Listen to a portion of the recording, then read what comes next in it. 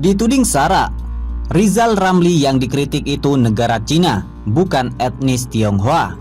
Tadinya Cina itu pabrik dunia, semua multinasional punya pabrik di Cina. Mereka belajar setelah ini bahaya ternyata. Nggak boleh lagi kita sepenuhnya di Cina, kita harus keluar dari Cina secepat mungkin. Pemerintah Jepang, Perdana Menteri Abe, kasih insentif buat perusahaan Jepang buat keluar dari Cina. Tapi kemana mereka pergi? Ternyata mereka hanya mau pergi ke Vietnam, mereka hanya mau pergi ke India dan ke Meksiko. Indonesia nggak masuk. Padahal Pak Jokowi 6 tahun terakhir selalu bilang, come to Indonesia, invest to Indonesia. Nggak ada hasilnya, mohon maaf Pak Jokowi. Ya, karena you don't wrong the right strategy. Kenapa mau masuk ke ekonomi yang 5%? India 7%, lain-lain 7%. Mereka ke sana dulu. Jadi pompa dulu ekonomi di dalam negeri ke 7%, otomatis nanti asing masuk kok. Urusan mereka, urusan hukum nggak ada. Tapi kalau orang investasi, ya kita harus urus. Waktu peresmian itu kan Bapak bilang juga izinnya sudah tidak ada masalah, Pak. Ya kan banyak izin di sana yang saya tidak tahu. Karena saya tanya emang nggak ada masalah izin lagi. Para analis mengatakan 3 negara ini akan jadi economic superpower dalam 10 tahun yang akan datang. Yaitu Vietnam, yaitu India, yaitu Meksiko. Menurut saya kalau kita canggih, kita cerdas, Indonesia bisa the 4th economic superpower dalam 10 tahun yang akan datang. Untuk itu kita jangan lagi jadi antek Cina. Konstitusi kita jelas-jelas bebas aktif. Indonesia nggak boleh ikut blok Barat, blok Timur. Kita harus bebas aktif. Selama ini kan takut banget sama Cina. Dia nyeludupin orang terus dan sebagainya. Jadi ini waktunya untuk menggeser politik luar negeri kita dan politik investasi kita dari sangat pro Cina jadi antek Beijing, jadi negeri kita sendiri, dan ini kesempatan untuk Indonesia jadi economic superpower.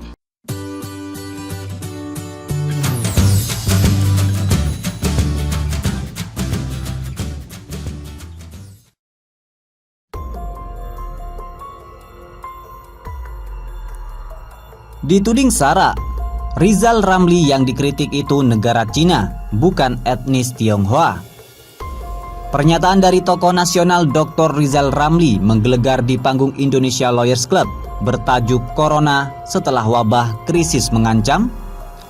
Pada Selasa malam 21 April, tegas tanpa tedeng aling-aling, Rizal Ramli menyerukan agar Indonesia jangan lagi jadi antek Cina. Mulanya dia mengurai bahwa ada 3 negara yang diprediksi para analis akan menjadi superpower dalam 10 tahun mendatang, yaitu Vietnam, India, dan Meksiko. Jika ekonom-ekonom yang ada di lingkar pemerintahan diisi orang-orang hebat, maka Indonesia bisa menyodok ke urutan 4. Tapi hebat saja belum cukup. Mereka juga harus mampu keluar dari jerat ketergantungan dengan negeri Cina. Menko Perekonomian era Presiden Abdurrahman Wahid itu menegaskan bahwa Indonesia harus mulai menggeser kiblat politik luar negeri dan investasi itu. Indonesia harus jadi negeri sendiri yang mengutamakan kepentingan rakyat untuk bisa menjadi negara yang superpower.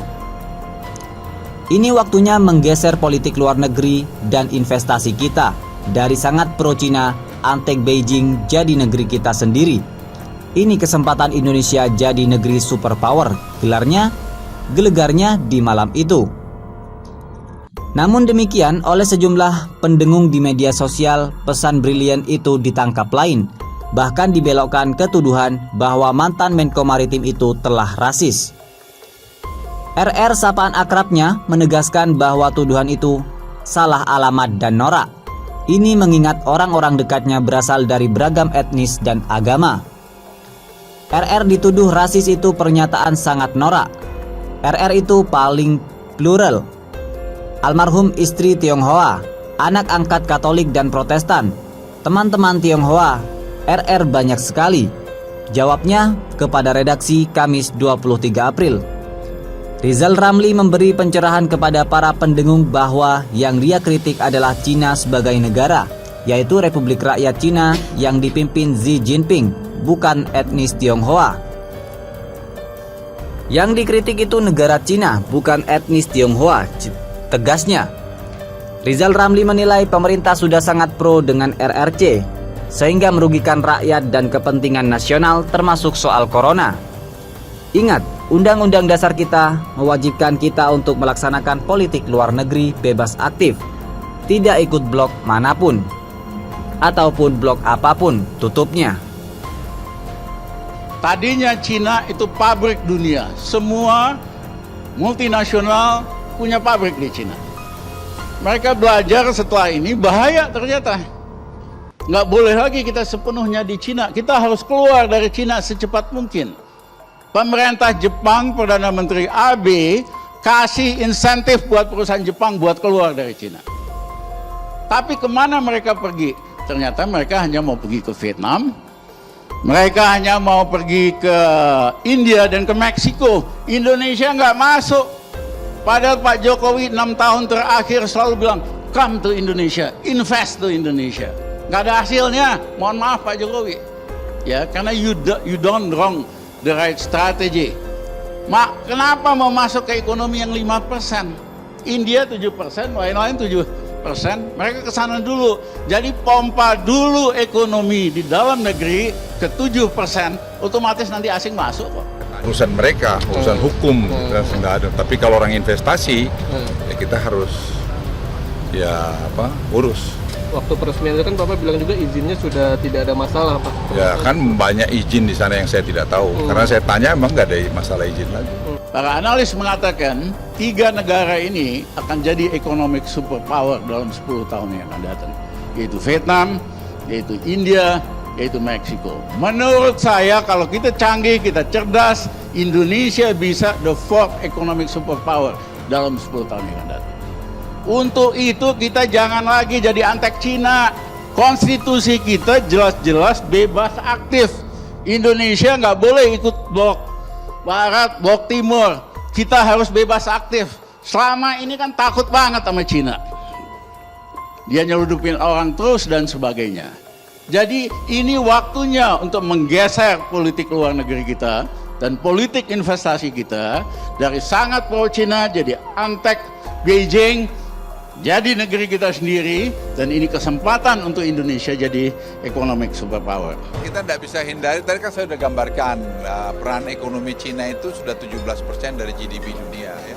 Di dalam Perpu itu ada pasal di mana jika terjadi kesalahan kebijakan tidak bisa dijadikan kasus hukum, tidak bisa dituntut.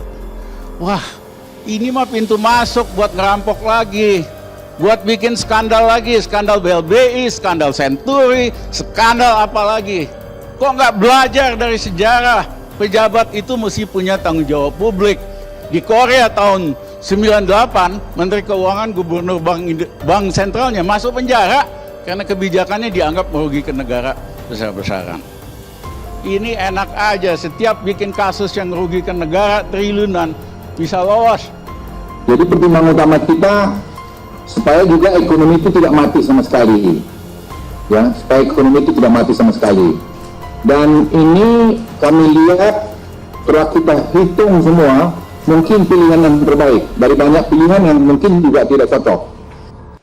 Kalau semuanya normal, ada corona, kita cepat responnya, mengambil langkah-langkah yang tepat, itu yang terjadi garis hijau. Dalam waktu antara 3 atau maksimum 6 bulan kita recover lagi. Grafik V. Tetapi kenyataannya kita ini garis kuning. Mula-mula nolak, gak ada corona, gak mungkin dan sebagainya. Langkah-langkah yang diambil terlambat. Bayangin buat nyediain awal-awal krisis. Buat nyediakan 2.000 alat kesehatan buat dokter aja kagak bisa.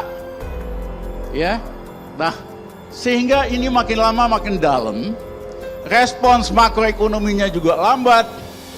Merentah pakai himbauan supaya yang kasih kredit atau leasing nggak usah bayar dulu, ditunda. Kok bisa merentah pakai himbauan? Merentah itu pakai peraturan. Saya dulu waktu zaman Gus Dur, kita berikan kredit diskon kepada pengusaha kecil 50%. Ada keputusannya. sehingga bank-bank bisa pakai sebagai pegangan. Ini presiden, ini nggak usah dibayar, itu nggak usah. Apa dasarnya? Banyak pengusaha motor yang pinjam motor datang ke leasing, Pak, keputusan presiden begini, urus saja sana sama presiden, kita nggak mau kok. Merentah itu pakai keputusan, bukan himbauan. Nah, akibat model-model yang lambat ini, bisa-bisa recovery-nya 1 sampai 1,5 tahun. Nah, tapi persoalannya, bangsa kita nggak tahan. 2 bulan aja nggak tahan. Apalagi kalau sampai 1 tahun. Katakan kita lockdown, kita sudah lihat di India kasusnya, kita lihat di Malaysia, di Cina sendiri kan hanya di Dubai itu lockdown. Jadi dari pertimbangan-pertimbangan semua itu, kita melihat ini dan kita sarankan ke Presiden, dan ke Presiden lebih jernih lagi melihat kalau itu kita lakukan, dampak yang paling kena adalah masyarakat paling bawah. Hentikan semua proyek-proyek infrastruktur termasuk ibu kota baru yang kagak jelas itu. Yang ngerjain cuman McKinsey. Untuk kualitas risetnya juga payah kok. Ya hentikan dulu, pakai uangnya untuk menyelesaikan masalah corona dan kebutuhan dasar. Memang pajak turun, tapi menurut hitungan kami masih adalah sekitar hampir 300 triliun. Sebenarnya Indonesia itu diuntungkan dari hasil penelitian dengan temperatur yang tinggi, April mulai masuk ini, terus kemudian humidity yang tinggi, itu membuat virus COVID-19 itu sebenarnya relatif, ya saya ulangi relatif, lebih lemah daripada tempat lain. Terima kasih sedikit sama Prabowo, nggak kedengeran suaranya, tapi dia tidak tanda tangani semua proyek pembelian alutsista yang markupnya lebih dari 10%. Itu dia menghemat sekitar 3,4 miliar dolar diam-diam. Total 50 triliun. Kita tidak bisa hindari, tadi kan saya sudah gambarkan, peran ekonomi Cina itu sudah 17% dari GDP dunia. Ya. Kan banyak yang sok jago, ngaku hubungan internasionalnya hebat, kenal si ini, kenal si itu. Ini waktunya telepon kepala-kepala negara, kita delay dulu pembayaran ini 6 bulan. Nanti kita bayar lagi. Katanya banyak, hubungan internasionalnya hebat. Mana? Ya, tinggal telepon kok. Lagi krisis gini pasti dikasih, ya kan, bayar 6 bulan dulu tunda pembayaran. 200 triliun kita fokus untuk nyelesain masalah corona ini. Tapi nggak seperti sekarang, APBD atau apalah. Ternyata saya dengar alat-alat kesehatan ribut di dalam karena masing-masing pejabat bawa ininya, bawa pengusahanya. Saya nggak putus-putus. Di koran sih berasan udah mau import sekian gitu alatnya. Tapi di dalam ternyata masing-masing punya sponsornya sendiri. Presiden Filipina yang ekonominya lebih gawat dari kita, lebih susah dari kita, nerbitin bond, yieldnya hanya 2%. Kita 2 kalinya lebih mahal. Canggih banget Duterte dibandingin katanya Menteri Keuangan terbalik. Nah, menurut saya ini waktunya kita swap bond-bond kita yang jangka pendek, yang bunganya kemahalan, mumpung bond yield di seluruh dunia negatif.